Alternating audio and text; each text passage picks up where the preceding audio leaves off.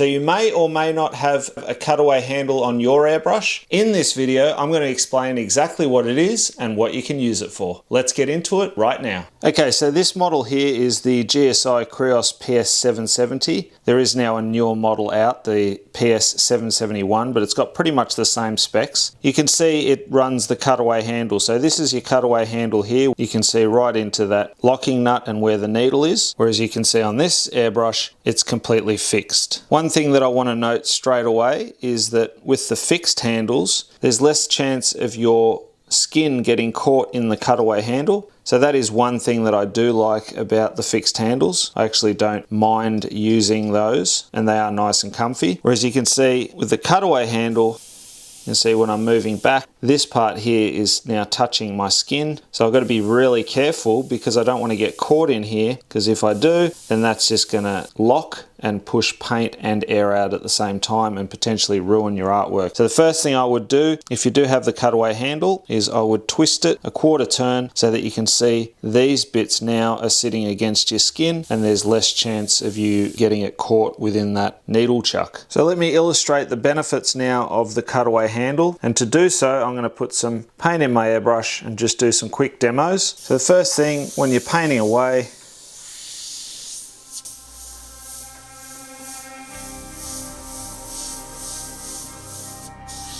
eventually, after a while, you're going to get a bit of tip drying. This is a natural thing that occurs. Even though I've thinned my paint out,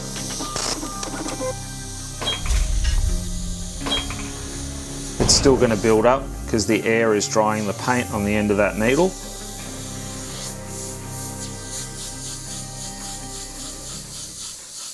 And you should be able to see it just at the end of that needle, that dried bit of blue paint. There's not that much on there because I've got it at a great ratio, mixing ratio. So if I was running thicker paint, it would dry up a lot quicker. So keep that in mind. I've over thinned my paint to 70% reducer, 30% paint, and I'm running at about 20 PSI. But with the cutaway handle, what I can do now is to help dislodge any of that dried paint, or even if there's a bit of a blockage, I can press down on the air, pull back, give it some short bursts, and that's going to dislodge any of the paint and help to quickly clear my nozzle.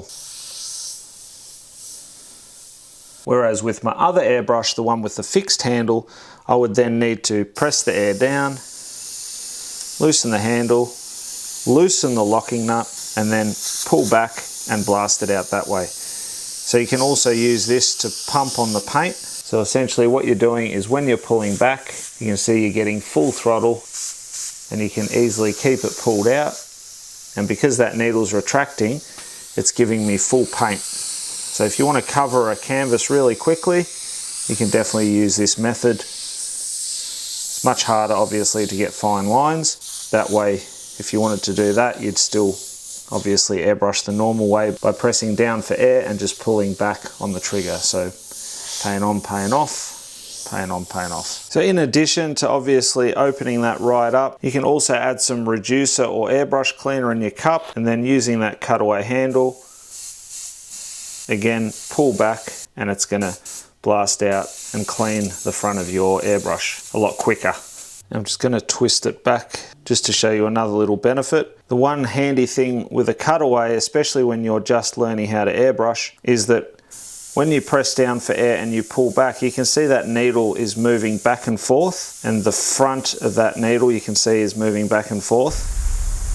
The cutaway handle just allows you to see that that's all working properly, whereas if you don't have the cutaway, then you obviously can't see in this area. You've really got to just make sure to look at the front of your airbrush and keep an eye on that needle moving back and forth. Because if, for instance, you've cleaned your airbrush and you haven't retightened up this locking nut, then what will happen is you can see now that moves, but the front of the needle is not moving back and forth. And if I put product in there, for this example, I'll just use a bit of reducer.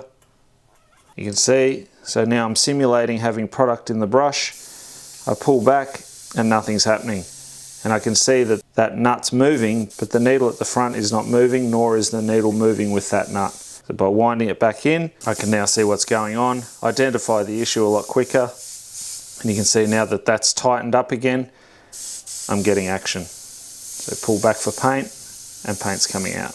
or in this case reducer. The other thing on this model is that on the rear here, where your adjustment screw is, so you can see there's a hole there, and this allows me to generally pull that needle out through the back without having to take off the handle. So let's go ahead and try and pull the needle through the back of the airbrush. So what you want to do is make sure that's tight. We need to press down and pull all the way back. So you can see as far as the trigger will go, which will help to push that needle as far back as possible. Now all we're going to do is just loosen this locking nut, like so.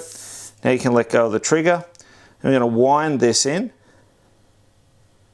And you can see, if that needle would be longer, I would be able to grab it now and pull it all the way through. But annoyingly, that's the only drawback with this. And look, some other models may work, but you're going to have to remove this part of it. So now you can see it's exposed, and I can now grab that and then pull that through. So you can see if it was long enough, we would actually be able to now pull the needle through that whole section. Clean it without having to take the handle off, and then put it back in carefully. But again, because it's so small, we're not getting it to seat right up against the front. So realistically, I still have to take this off, make sure this is nice and tight and that the needle has seated all the way to the front.